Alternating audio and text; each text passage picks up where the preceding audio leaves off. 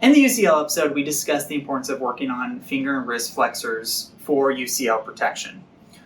As I was trying to put together this bonus content, there's not a lot of EMG studies looking at forearm exercises because, most times it's just like, do wrist flexions, wrist extensions. We have a good idea of what that's activating, so that it's really hard to differentiate between certain muscles. So what I've decided to do is we're going to look at some of the exercises that I like to do and that I learned to help emphasize certain muscles by just changing simple exercises that we would normally do into making them a little bit more elaborate, making them a little more functional for certain muscles that we're trying to activate. So let's jump into it.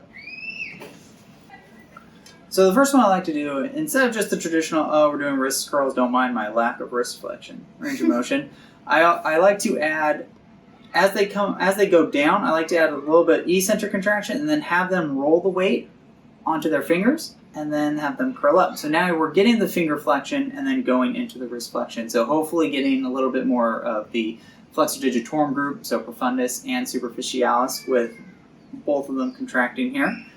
So it's a nice way to just change up your wrist flexion. Now we're actually isolating your digitorum flexors. Another way that I like to change up how we do wrist flexion is what I'll have them do is I'll have them have the weight kind of on their index and middle finger.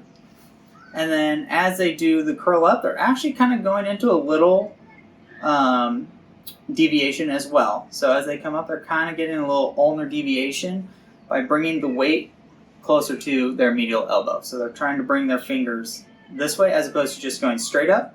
So now you're also getting ulnar deviation, focusing on flexor carpi ulnaris, which, as we talked about in the episode, is right behind flexor digitorum superficialis in providing the most support to the UCL.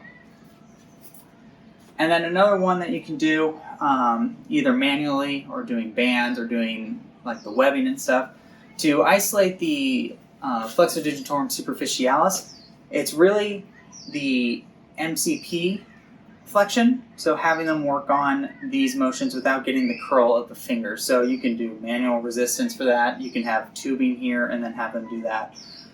I would just focus on getting that MCP flexion to isolate flexor digitorum superficialis. As with any rehab exercises, if there's any pain associated with this exercise, especially in the targeted, like the injured area that you're going for, it's always good to take a step back and reevaluate, is this patient ready for this exercise? Are they where they are? Are they where they're supposed to be?